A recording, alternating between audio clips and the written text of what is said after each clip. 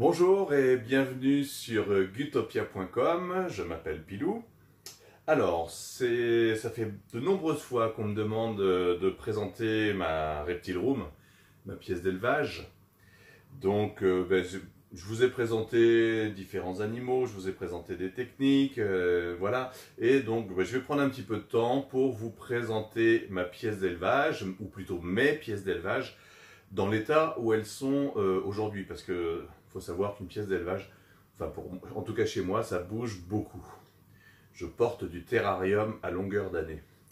Voilà, donc je vais vous présenter mes pièces d'élevage, je vais vous présenter mes animaux, pas tous, parce que j'en ai beaucoup, comme je suis capacitaire, j'ai quelques animaux dans mon élevage, mais je vais vous les présenter par thème, c'est-à-dire je vais vous présenter les serpents, je vais vous présenter les tortues, et je vais vous présenter les lézards, voilà.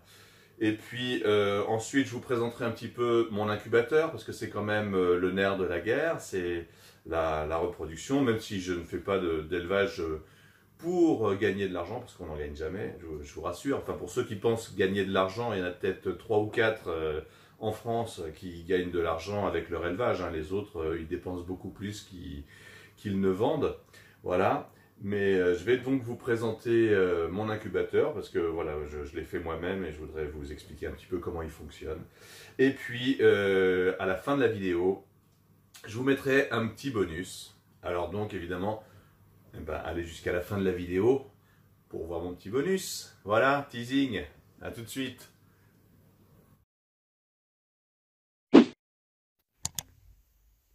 Hey, psst, abonne-toi.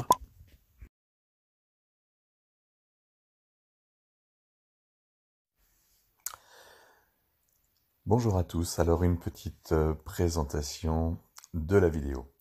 Alors tout d'abord je vais vous parler de la Reptile Room. Ensuite j'aborderai tous les serpents de l'élevage. Ensuite les lézards. Pour finir sur les animaux, les tortues. Ensuite, je vous parlerai de mon incubateur. Et pour finir, un petit bonus que vous découvrirez à la fin de la vidéo. Alors, avant de commencer, je voulais vous dire un petit quelque chose sur ma chaîne YouTube. C'est vrai qu'il y en a certains qui me disent mais je comprends pas, il n'y a pas beaucoup de monde sur ta chaîne alors qu'elle est super intéressante. Et là, je suis d'accord avec vous, elle est super intéressante, c'est vrai. Je passe du temps à faire les vidéos, à me filmer, à faire les vidéos, à faire les montages, tout ça. Et c'est vrai que je suis content, j'ai déjà des vues sur ma chaîne. Ça veut dire qu'il y a des gens qui suivent. On va bientôt atteindre les 850, je crois, sans vouloir me tromper. Enfin, je pense pas me tromper en disant ça. Mais j'ai pas beaucoup de vues sur la chaîne, donc j'ai regardé un petit peu comment faire des vues supplémentaires. Et ces vues supplémentaires, c'est beaucoup grâce à vous qu'on peut faire des vues supplémentaires et qu'on peut être proposé sur les accueils de YouTube quand on fait des recherches. Alors, tout d'abord, merci beaucoup à tous les abonnés, ça me fait très plaisir. Et quand je vois un nouvel abonné, j'en ai encore eu 2 cette semaine, ça me fait très plaisir à chaque fois de voir s'afficher telle personne s'est abonnée à votre chaîne. Ça me fait à chaque fois très plaisir. Merci pour tous les pouces bleus également. Alors, comment ma chaîne peut-elle se développer? Alors, je vais déjà changer un petit peu le style de la chaîne. Je fais des essais, alors ça va vous plaire ou pas vous plaire. Moi, je verrai tout de suite si ça vous plaît avec les pouces bleus et tout ça. Mais je vais un petit peu changer déjà la vignette YouTube. Je vais essayer de faire une vignette un petit peu plus attirante. Je vais changer des choses sur le montage. Et puis le reste, c'est vous qui pouvez me faire évoluer. C'est-à-dire bien sûr en vous abonnant, la cloche pour avoir les notifications, le pouce bleu. Alors on me dit aussi qu'il faut que je fasse des vidéos toutes les semaines, mais moi je veux pas m'enfermer là-dedans parce que sinon ça va me stresser. Moi je fais des vidéos quand j'ai envie et quand ça me plaît, voilà. Donc, et ça c'est dit, Donc voilà, et puis, mais surtout n'hésitez pas à liker, à faire des commentaires, à cliquer sur les différents liens que je vais mettre pour aller voir d'autres vidéos de ma chaîne. Surtout, n'hésitez pas à faire tout ça parce que ce sont des paramètres qui permettent d'avoir beaucoup plus de propositions sur l'accueil des gens qui veulent voir quelque chose, par exemple sur les Shawa, par exemple, quand ils cliquent Shawa, et bien par exemple je peux être proposé en vidéo très rapidement et donc je peux avoir beaucoup plus de clics. Voilà, donc ça c'était pour l'aspect purement commercial, entre guillemets, pour que j'ai un peu plus de personnes parce que j'ai envie d'avoir un peu plus de personnes qui regardent mes vidéos parce que ça me prend du temps. Voilà, donc maintenant, allez, c'est parti. Donc là, je vous présente un de mes petits chouchous, là. Hein, vous voyez, c'est un serpent des blés, mais regardez-moi cette couleur. Ah, j'adore. De toute façon, moi, je suis fan de mes animaux. Et ce que je vais faire aussi dans mon élevage, c'est que je vais beaucoup plus me concentrer sur les animaux que j'aime plus particulièrement. Voilà, parce qu'il y a des animaux que j'aime, mais qui sont annexés, qu'il faut déclarer IFAP, qu'il faut pucer. Et je me suis dit au départ, non... ben non, je vais pas les faire parce que ça va me coûter beaucoup d'argent, mais c'est des animaux que j'aime. Donc voilà, je vais développer un peu plus de ce côté-là. Allez, cette fois, c'est parti. Présentation de la pièce d'élevage. À tout de suite.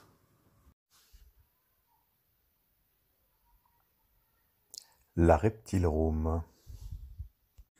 Bien, donc pour la pièce ou les pièces d'élevage, donc je vais vous les présenter l'une après l'autre. Alors, là, je vous présente mon petit Scaleless au Kitty Abbott, là. Voilà, en même temps, hein, ça paye pas de pain. Voilà. Donc, tout d'abord, c'est une partie du garage qui m'est attribuée, avec des sortes de racks pour les tortues, hein, que je vais vous présenter. Et puis, ici, au fond, j'ai mes racks pour mes serpents femelles adultes, hein, des racks Alurac qui viennent de Belgique. Alurac, c'est une marque belge, mais c'est vraiment que je conseille. Hein. D'ailleurs, vous pouvez aller voir les vidéos que j'ai faites sur le montage des Alurac que j'avais reçus. Et donc, c'est des V70 pour mes adultes.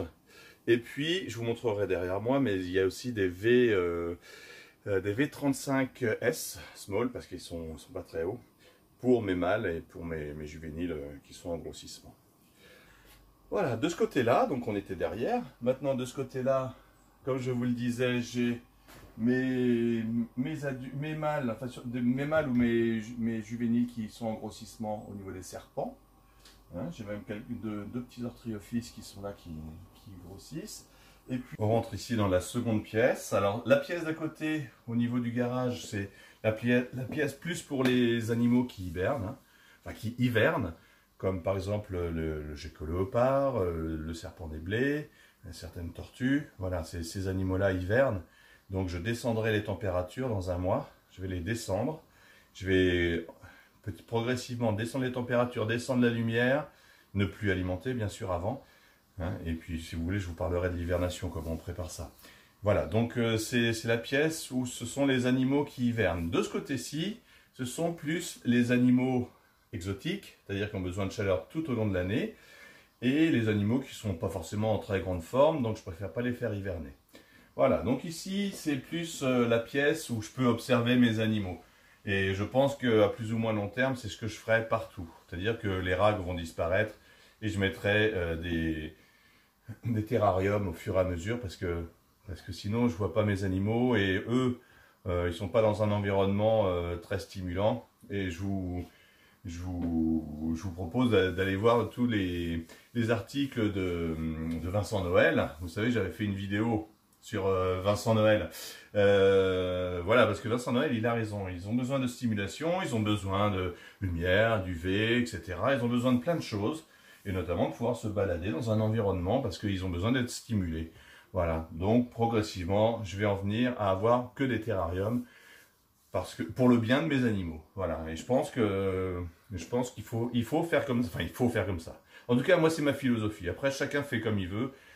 J'ai peut-être tort, j'ai peut-être raison, peu importe. Je vous le dis toujours. Moi, ce que je dis, c'est pas la science infuse, hein, parce que je l'ai pas.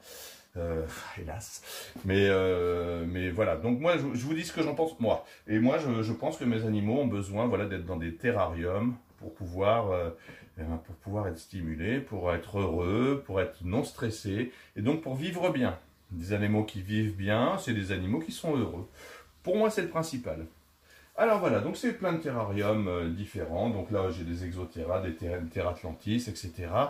Avec différentes façon de faire en fonction des animaux qui sont à l'intérieur. Hein. Si c'est des serpents, c'est pas le même système que pour les lézards, qui, je vous le rappelle, pour chaque lézard a besoin de UV, puisque c'est des insectivores. Et là, je vous conseille d'aller voir l'excellent Herbs World, qui était avec le vétérinaire Schilliger. Je ne sais plus quand c'était. Bah, c'était très très intéressant.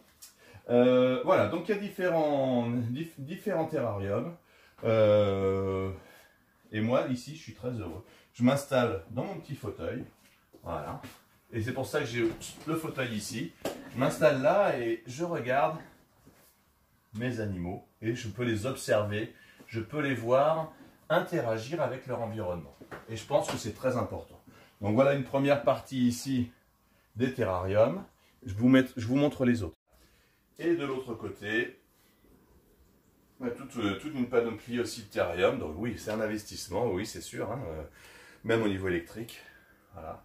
Après, il y en a qui s'achètent des motos, qui s'achètent des voitures de sport, qui s'achètent... ben, moi, je m'achète des terrariums. Bon, donc là, j'ai quelques AirTech. C'est du super matériel, hein, le AirTech. Moi, je trouve ça génial à nettoyer, à manipuler. Même des grands AirTech d'1,20 m, je les manipule tout seul. Je les déplace, parce que moi, c'est ce que je disais, j'ai la bougeotte, j'aime bien les déplacer. Donc voilà, et puis encore des terras ici. Je vais vous les présenter, hein, vous inquiétez pas, je vais vous présenter tous les styles de terrain que je fais. Voilà, et puis là-bas, de l'autre côté, on voit là où je mets mes animaux juvéniles qui viennent de naître, voilà, et qui grandissent tranquillement dans des bras plastes. Voilà.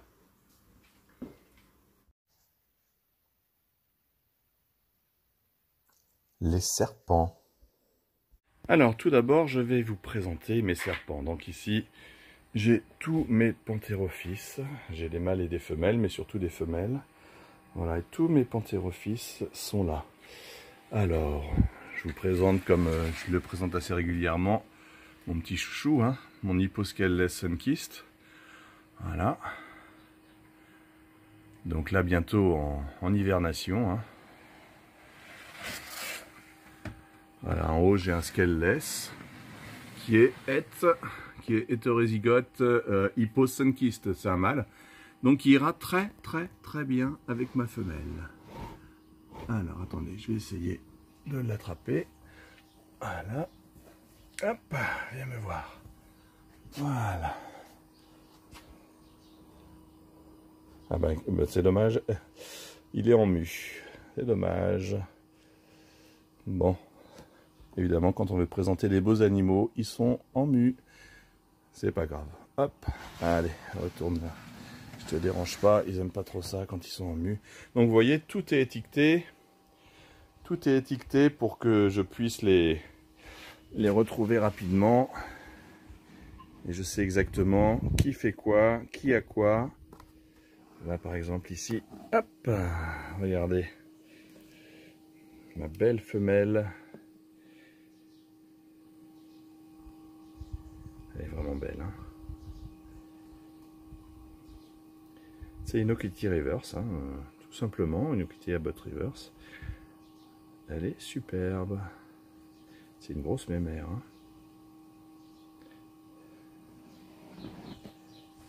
Voilà, ici j'ai des Ortriophis Tanurus Ridleyi qui vient de faire sa mue. Très très belle. Donc qui devrait partir également. Regardez, c'est des juvéniles, j'ai un couple.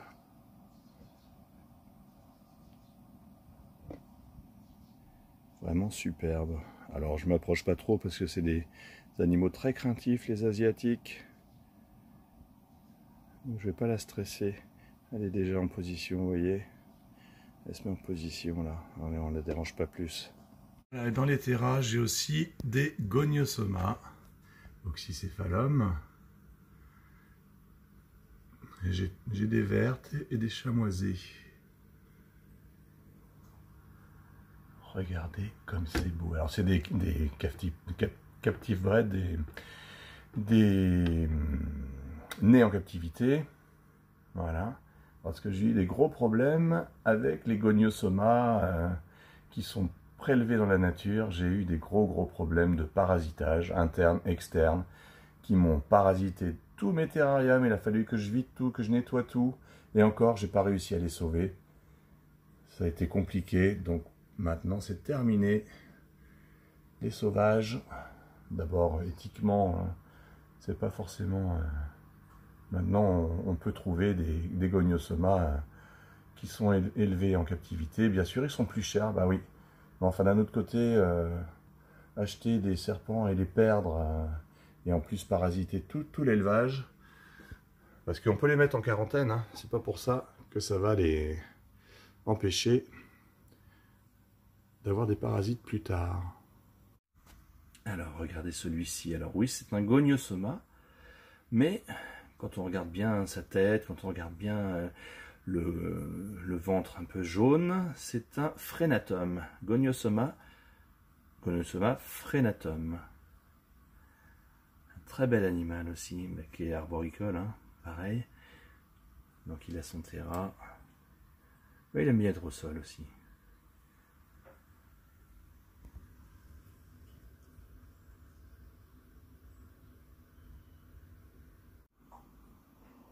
Et ici, je ne sais pas si vous le voyez, mon Ortriophis taenurus albino.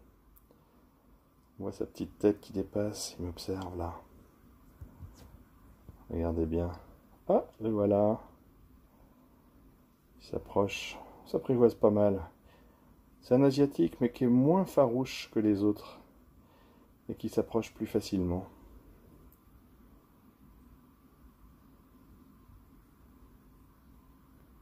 Donc ici, vous voyez mes juvéniles. Hop. Donc bien sûr, hein, il faut, quand on commence à en avoir beaucoup, il faut tout marquer parce que sinon on s'y perd. Donc en haut, c'est des Okiti et Skelless, Okiti Abbot. Et en bas, c'est des Okiti Reverse et Skelless. Et il y en a notamment un qui est très orangé qui va sûrement rester à l'élevage. Voilà, ça permet de faire de la sélection quand on a des jeunes, parce qu'ils ne se ressemblent pas tous. Voilà, alors je vous l'avais peut-être déjà montré, mais vous voyez sur le côté, on a aussi ici, voilà, on marque aussi quand ils se nourrissent. On marque tout comme ça, quand on en a beaucoup, on est sûr de savoir où on en est. Voilà, c'est important de tout marquer. Ça prend du temps, mais c'est important. Mes femelles Pantherophis, vous voyez, ont un bol d'eau. Je l'ai mis dans... Ça, c'est une écuelle Ikea pour les chiens, comme ça. Ça risque pas d'humidifier le substrat. Et puis, voilà, c'est un V70, donc vous voyez qu'ils ont pas mal d'espace. Et puis, normalement... Pour certaines, mais pas pour toutes, je leur mets également, alors il n'y en a pas ici, je leur mets également une boîte à humidité remplie de sphègne ou de tourbe de coco. Alors si je vais la retourner un peu vite fait, voilà, vous voyez, elle est là en dessous. Hop, ils adorent se mettre là, voilà, pour faire leur mue ou même pour rester tranquillement. Ils adorent être là.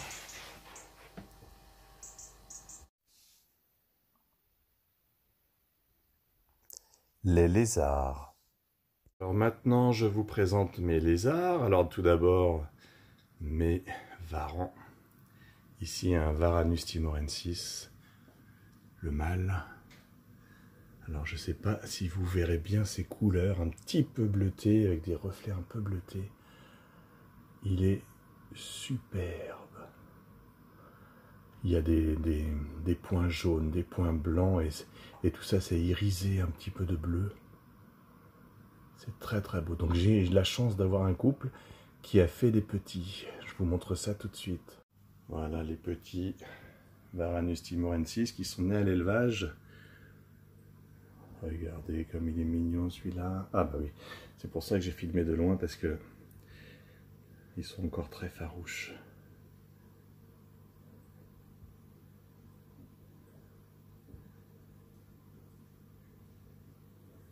Enfin de moins en moins quand même. Ils s'habituent à moi. Comme je suis souvent dans la pièce. Regardez-moi ça. Puis il y en a un autre qui me regarde là-bas, qui est là. Je ne sais pas si vous le voyez. Sous la lampe.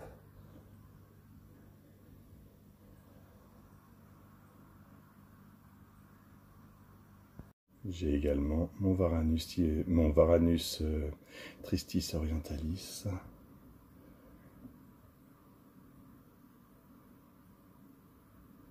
Voilà, qui a des belles ocelles. J'adore aussi le Varanus tristis orientalis. Plus il vieillit, plus il est beau, plus il jaunit. Vraiment très très beau. Il vient de faire sa mue en plus là. Il est très beau. J'avais une paire et j'en ai vendu un. Et je regrette vraiment parce que ce sont des animaux hyper intéressants. Très inquisiteurs. Quand on s'approche, ils viennent voir s'il n'y a pas de la nourriture, s'il n'y a pas quelque chose qui va se passer. Et quand on est dans la pièce, ils sont tout le temps en train d'observer ce qui se passe. Ils sont vraiment très très curieux. De très très beaux animaux. De toute façon, j'adore les varans. Surtout ceux du genre Odatria, là, tous les petits varans comme Pilbarensis, comme Glawarti, comme... c'est des varans que j'adore. Voilà, et puis on voit ici mes varans à queue épineuse, Varanus acanthurus. Les juvéniles, hein, ils sont tout petits encore. Hein. Voilà. Pareil, qui se mettent à chauffer là. Ils sont très très beaux. Hein. Alors là, ils sont en mue. Alors ça donne rien, mais vraiment, j'en ai au moins 2, voire 3 qui sont très très beaux.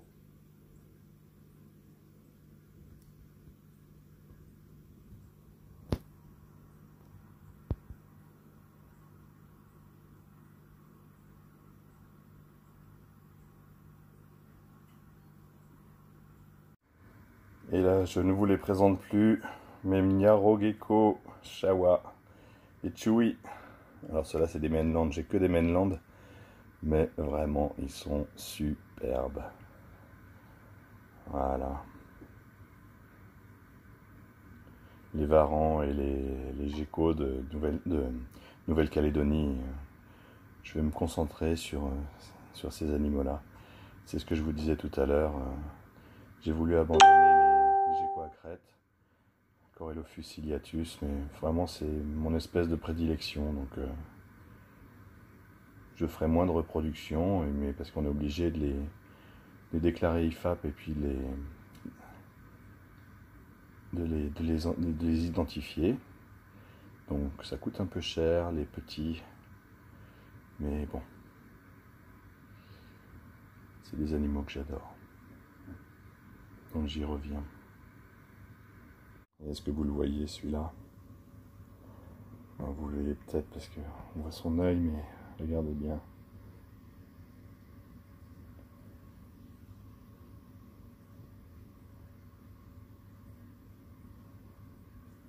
Regardez sa patte.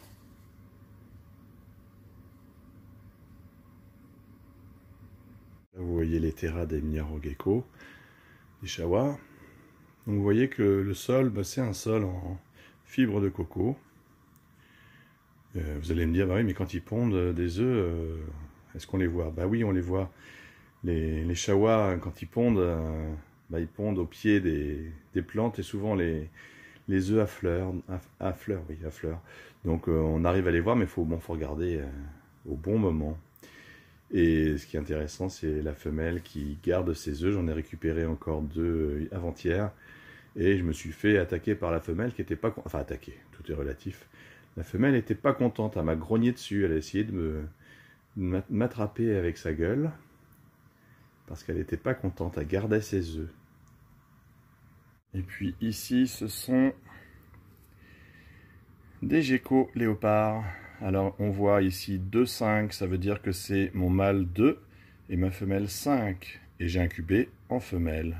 Donc c'est une femelle. Elle est née le 4 septembre 2021. Tout est noté, c'est important.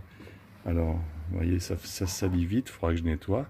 Donc il y a, là maintenant comme ils sont assez grands, je mets dans un petit bol, je mets les verres de farine avec le calcium. Un petit truc d'eau que je vérifie tous les jours. Et puis, s'il ne bouge pas trop, je vais essayer de vous le montrer. Regardez, il grogne, il n'est pas content. Regardez cette beauté. Pareil, c'est un animal qui va sûrement rester à l'élevage. Alors, vous voyez peut-être pas la taille parce que... Alors oui, il y a des crottes, hein, je sais, il faut que je nettoie, mais ils font des crottes tous les jours. Hein, donc, on nettoie. Moi, je nettoie à peu près une fois par semaine. Voilà, là c'est la fin de la semaine, on est samedi, je nettoierai demain. Regardez-moi, comme elle est belle, elle est belle, elle est belle, elle est belle. Et donc je vais essayer de mettre ma main pour que vous voyez un petit peu. Je vais mettre mon pouce par exemple, ma main, voilà. Vous voyez, elle n'est pas encore très très grosse. Hein. Elle n'est pas encore très très grosse. Voilà, donc ça pousse petit à petit. Donc ça c'est pareil, les geckos léopards. Ne pas mettre trop de verre de farine au départ, on en met 2, 3 petits, parce qu'il m'est déjà arrivé que les verres de farine s'attaquent à mes petits bouts de chou et les mangent. Et oui, c'est comme ça, c'est la nature. Bon, voilà, on fait tous des erreurs, hein, donc voilà. Maintenant, je la fais plus cette erreur. Et puis j'ai mes geckos léopards. Alors, mes geckos léopards.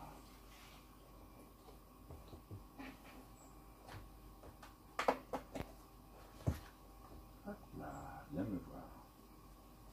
Voilà. Alors là, c'est un Sunglow White and Yellow Tangerine Tramper. Regardez-moi cette petite beauté. Regardez-moi ça. C'est pas beau ça? Voilà. C'est mes petits doudous ça. C'est mes petits doudous. Voilà. Donc j'ai un groupe de geckos léopards. Des white and yellow, des tangerines, des sunglow, enfin j'ai différentes espèces. Voilà, différentes espèces, différentes mutations. Voilà. Et je vais vous montrer comment je les détiens. Je vais vous montrer ça. Venez avec moi. Alors voilà comment je les détiens. Je leur mets un petit bac d'eau qu'il va falloir que je nettoie d'ailleurs. Ici, ils ont leur boîte à humidité. Et puis là, leur boîte avec des verres de farine et de la vitamine D3 et du calcium mélangé. Voilà, c'est leur petit box. C'est dans un V35S. Voilà, ils ont de la place. Et ils sont tranquilles. Alors évidemment, la boîte à humidité, je la ferme pour que l'humidité reste bien à l'intérieur. Voilà. Hop. Elle est fermée comme ceci, avec de la tourbe de coco, de la fibre de coco, pardon, que j'humidifie. Voilà.